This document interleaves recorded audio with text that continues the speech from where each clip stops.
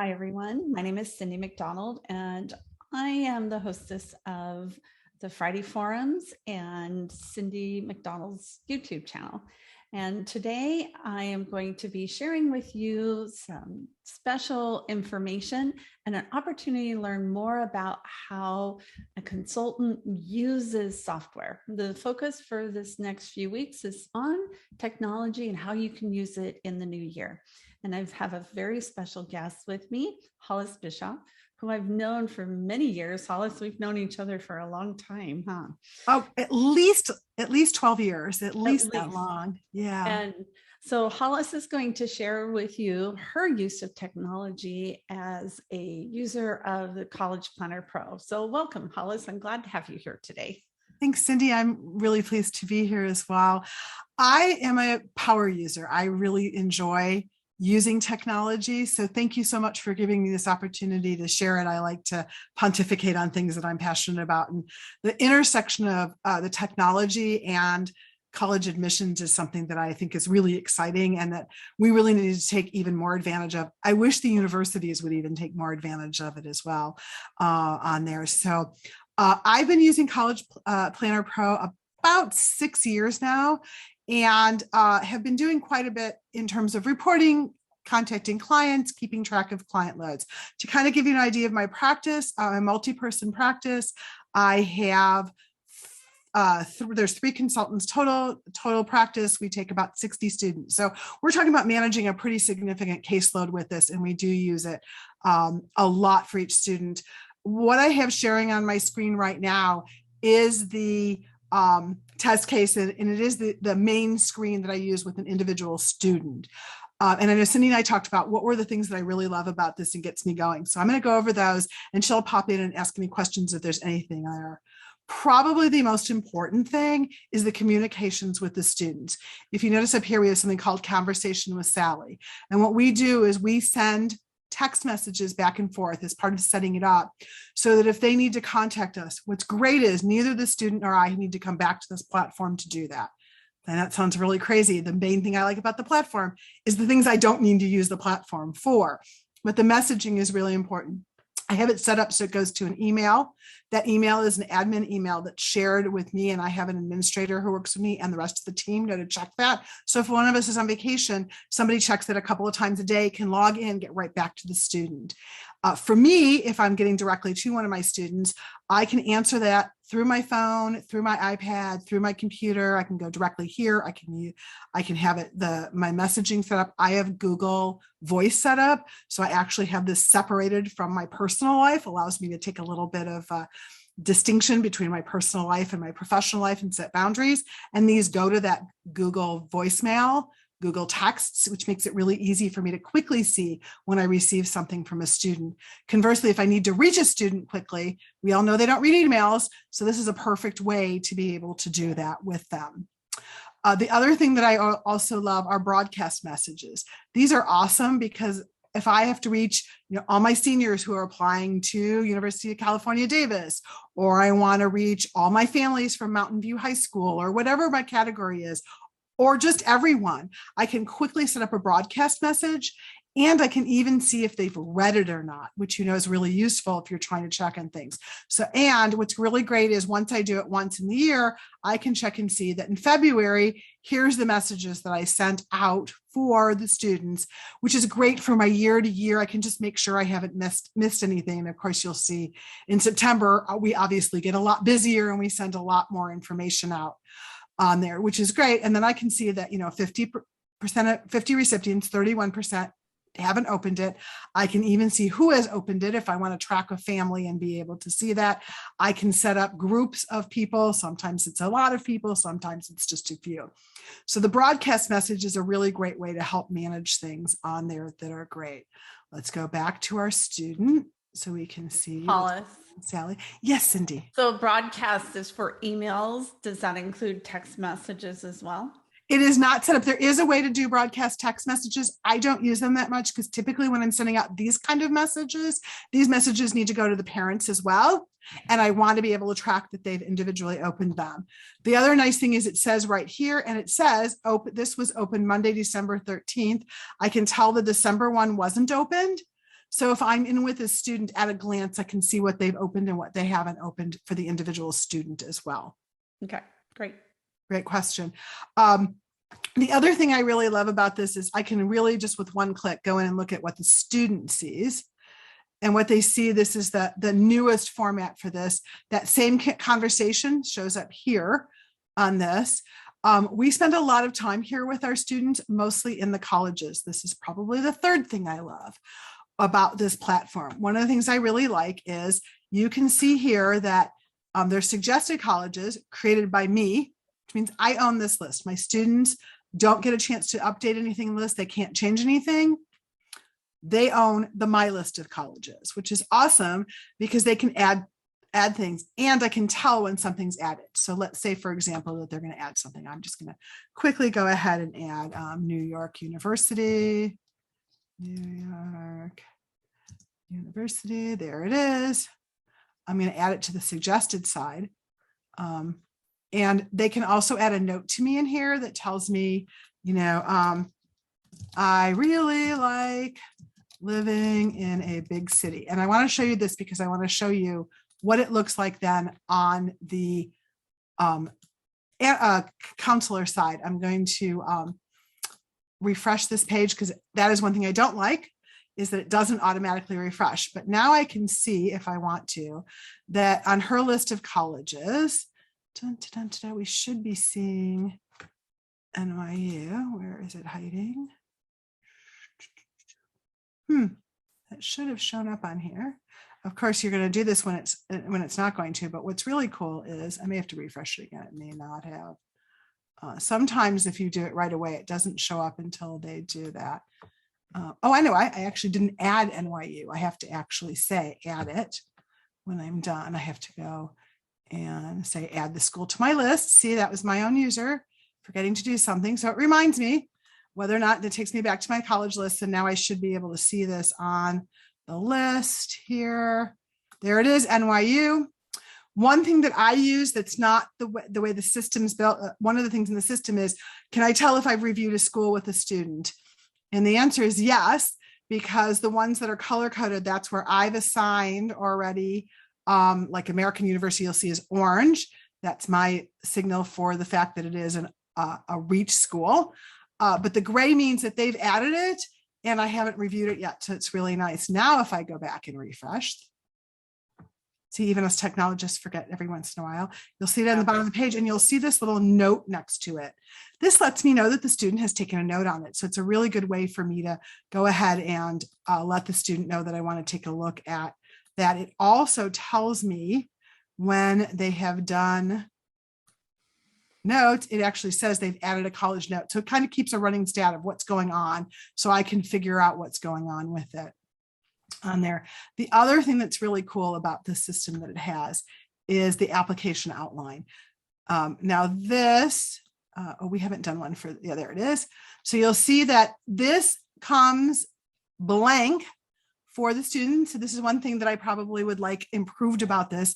I use it extensively during this time of year, during the admission season with our students. Our students manage this a lot, but I actually, my staff do all of this updating here. We make sure everything is updated so that we can do it and they can check off what they've done. They can tell me, we always start out when we've told them to start working on it, work in progress. I can look really quickly and see what they're working on. When they've completed it but haven't submitted it, our students have a habit of doing that. We indicate that it's ready to submit. And when they've submitted it, we nag them to submit it to be able to do that. And then when we hear back from them, we can keep track of what they've done. Now, people say, why are you doing this? It's not just for the individual student to keep track, but I use this extensively the following year when I'm looking at trends. Let me give you a great example of this even this year. I have students this year who 2 years ago would have been admitted to NYU. I have to think of that one because it was on top of my mind. This year I had 2 kids admitted applied early decision. Both of them jumped right from early decision to waitlist. They didn't even go through deferral, right? I may or may not have the brain, I'm a woman of a certain age whose brain cells begin to deteriorate. This gives me a chance to go back and review that when I want to be able to really quickly that. So I make sure that's updated. Everything on this right, our staff builds. We do that because we like to keep track of what needs to be done with the students. I would love, love, love for this to be something that it shows up that I don't have to do every year. Probably my number one thing that I would like them to change in the system is to have someone do this. I would be willing to pay for it to be able to do that. We even indicate whether or not demonstrated interest is important. It's very easy to do it in the system, but it is time consuming when we have 60 students and probably close to 400 schools that we're keeping track of to go through 400 schools and do that individually. But we do it every year because our students need it. So let's see. The other thing I love about this system is being able to keep track of meetings to schedule. So when it's time for a new meeting, I can just add it in. I can put some notes about what's important on there very easily. If I could spell important, that would be even better. We'll say we're going to do this the end of the week. I'm just doing this easily, so I don't have to go change the date. I take notes about what was done in the meeting, what they did, and what they need to do.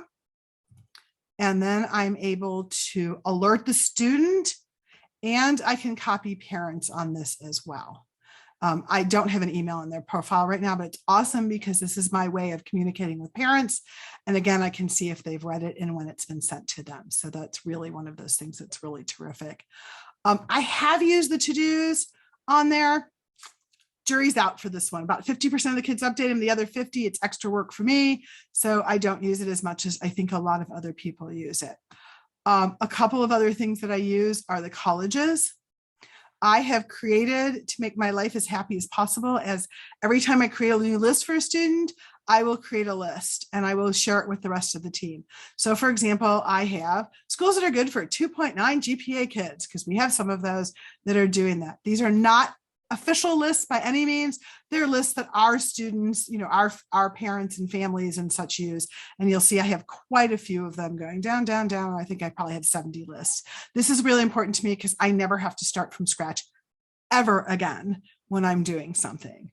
So those are the things I really love about this. What's missing? There are a couple of things that are what's missing. Before I switch to that, Cindy, anything that I didn't cover that you wanted me to talk about? No. Okay, great.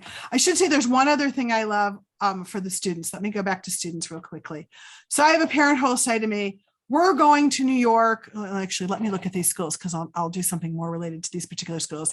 I am going to the East Coast and I want to get a report of all the East Coast student schools that are on my students list. I can really quickly, it works really good for reports for individual students. I can just really quickly say East Coast colleges. I can show their GPA, admissions, blah, blah, blah, create report. I can import colleges from my suggested list. I can very quickly cut off all the ones that are not on the East Coast. So I can take out the Midwestern ones, University of San Diego, Loyola Marymount. I won't do all of them, so I won't bore you with that. Import those selected colleges. I can then set up really quickly. I can just preview it right now and you'll see it comes out with a really nice professional thing that look at that, all the information that the parent can take with them. I can sort it geographically if I want it to actually be that good. I can have this out. I can also do it on a one-page spread. This looks super professional. It looks like I've done hours of work. I can put notes on it. I can customize it on there. All of their data, if I had test scores, would show up on here. Their probability would show up. And this looks super cool. It looks like I've done hours of work. It takes me about 10 minutes to set up a report for that. Individual reports work great. What I'm missing now is overarching reports. To me, the top thing, Cindy had asked me to talk about the top 5 things I liked about the system. We just did that. The top 5 things I don't like. And I said, reports. That's 5. I don't have enough data. I'm a very data-driven person. I like to know exactly what's going on with my students.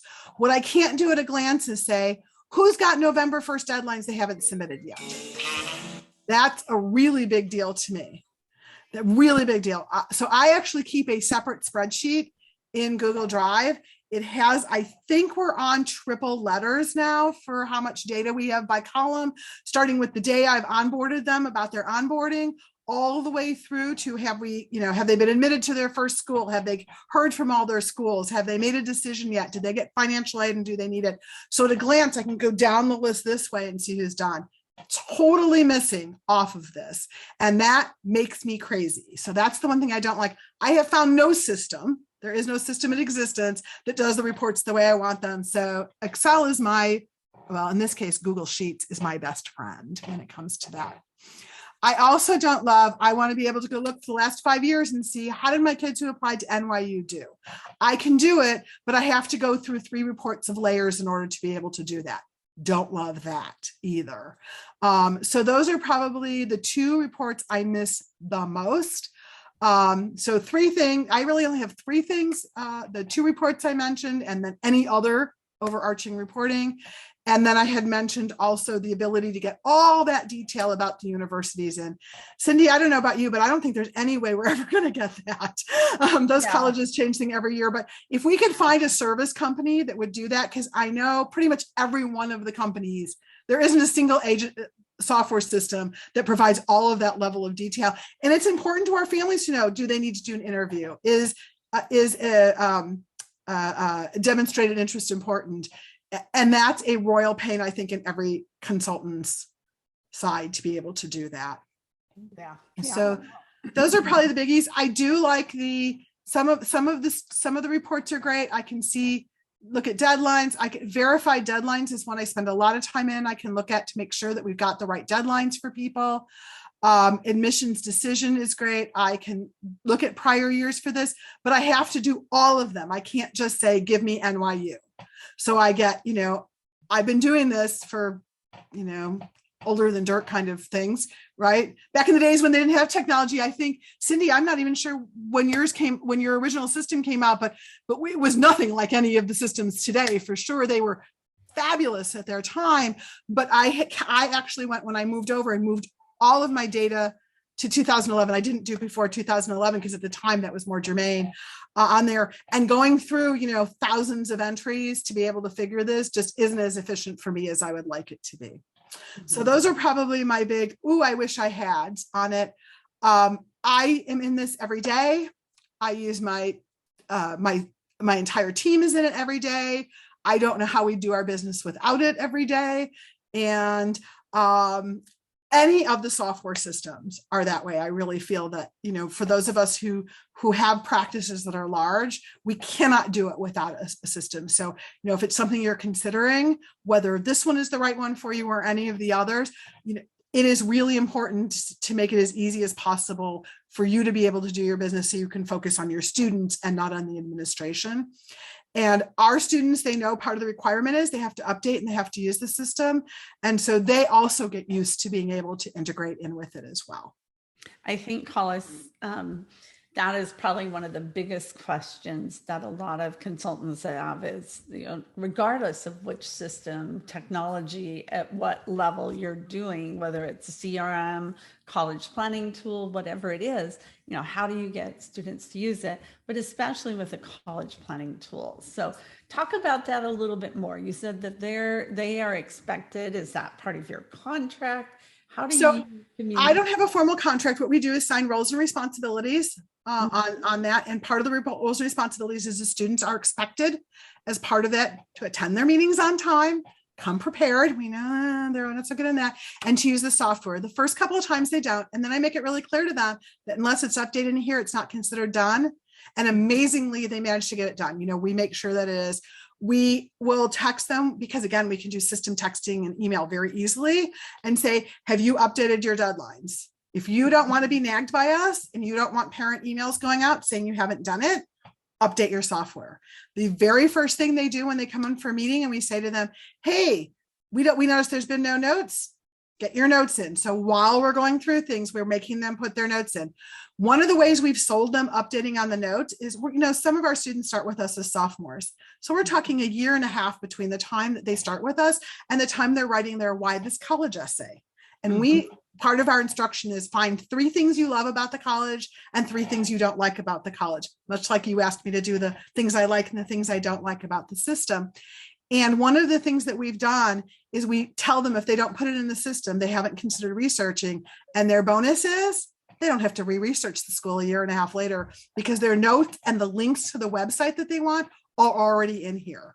And we somehow or another, we've managed to convince them that that's the way to do it.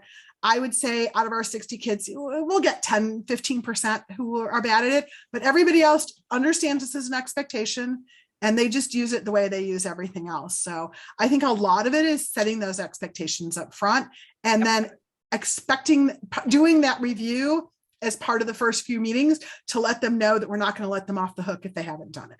Yeah, I totally agree. The more you build that expectation and the more you communicate it and set the model for it, set the example and ask them, because I've always asked the students, have you put it in the system?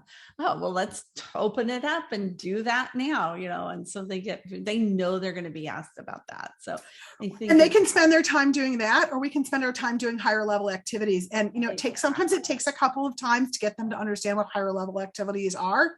Once they get that, it's a non-issue. It becomes a non-issue. The other thing that happens is one of the things I don't like about College Planner Pro is that I can't set up a separate parent profile. So we always tell our kids, use a family-friendly ID. Don't use the one that you use on your secret Instagram that you don't want your parents to see. I'm not going to pass judgment. I know it exists, so we acknowledge it. But the parents see it also. So I always tell the kids, we do talk about, what is seen by the parents and what isn't seen. And that if they put this in there, they will also get less pressure from their parents. If the parents know it's being done, it's a way to kind of make the parents back off. If they see it's in here, they don't have to ask the student. They don't have to argue with them. So go ahead and share your screen, Hollis. Perfect. Stop share. There we go. So, and I think one of the other things too that you touched upon that is very crucial, and a question that it comes up a lot is, as you're building this in CPP, do you have a curriculum that you use over and over again? And have you built that into your system? So talk about that just a little bit. I kind of brushed at that just a tiny bit when it came to the broadcast messages. I do have a very definite pattern. Here's what all my juniors do in January. Here's what all my juniors do in February. Here's what my first semester sophomores do, my second semester sophomores. I meet quarterly if they start with us first year and sophomore year. I meet quarterly with them monthly junior year, 2 to 3 times a month during the summer, weekly, pretty much weekly during it. So we definitely have a curriculum set. And I use those broadcast messages because I send out an email. Since COVID started, we do a webinar, which we've now recorded. We used to do it live. Now we record it and send it out to families. Really interesting. When we first did it, everybody was on, they're smiling faces. One of the reasons why we went to pre-recorded is by about the 7th month, all we saw was blank screens. Nobody wanted to be on camera anymore, even though when we were recording them, they didn't see them at all. So we realized people wanted to listen to it at leisure. So we recorded that. So every month, I have a trace every month of what I've done the year before that month and the year before that through those broadcast messages, which makes it really easy for me to go at the beginning of the month and just make sure I'm not going to miss anything. But yeah, we do have a pretty structured curriculum. If they start with us late, we just catch them up to that month and then go forward from there on that. I find that it just makes my life easy to know that in January, all of my juniors are doing the same thing. I don't have to think quite so hard. Again, part of this is making it easier for them, but a lot of this is making it easier for me also. Yeah. No, that's a business practice that makes sense. It helps you to be able to build your practice, build your brand, and add to your practice as you have done, add more consultants and things, because then you can replicate what you're doing. So. Absolutely. And then every January we go through and reevaluate all the forms. We also have a Google Drive that we've set up with, it's actually called Forms, and everything has template on the end of it. So we can easily search for our templates. Then when we copy it to the student, part of what we do when we start a new folder is we copy all the templates over. I don't do 100% of them because we do change them from year to year. So we do, that month. So in January, we know, for example, we assign an exercise to our juniors to get ready to write essays. And what we do for them in December is we have them read essays and pretend they're an admissions committee, because we don't want them just taking one essay. And so we've gotten permission from our students to share. Some of them are fabulous. Some of them are unusual. Some of them are written the way you would expect a 17-year-old to write an essay. And we want them to see that. And they have to go through this admission exercise. That we don't copy over until the time, because every year we reanalyze and we look at, hey, the trends have changed or something. So we change which essays we include. So every month we set up all the templates for that month for the student in their Google folder. I don't do it through CPP. We do it through Google, because all of our students here on the West Coast that I work with are all on Google for their schools anyway. So just, again, make it easy, one less interface for them to do on that. So we do all the administration and tracking in CPP, but all of the deliverable work is done outside of CPP. And so every month we have a set of things that we do and those templates that we copy over, and we change them as we need to change them. As we learn new things, we do better.